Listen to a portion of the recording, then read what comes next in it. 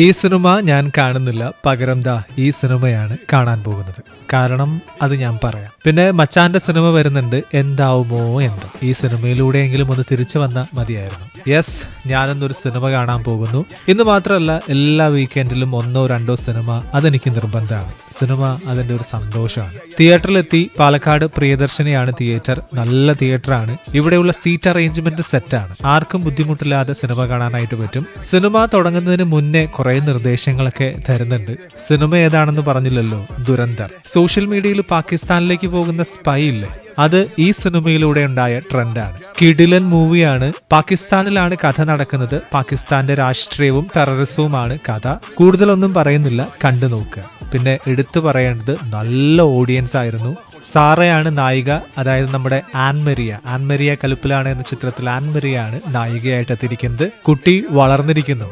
ഇന്റർവെല്ലിന് ഒരു കാപ്പിയൊക്കെ കുടിച്ചു. 3.5 മണിക്കൂറാണ് ഫിലിം. ബട്ട് 1 മിനിറ്റ് പോലും ലാഗില്ല. വേറെ ലെവൽ മൂവിയാണ്. പോയി എന്തായാലും കാണണം നിങ്ങൾ. സിനിമ കഴിഞ്ഞു. കല്യാൺ 99 സ്റ്റോറിലേക്ക് കയറി. കൂടെയുള്ളവന് ഡ്രസ്സ് എടുക്കണമായിരുന്നു.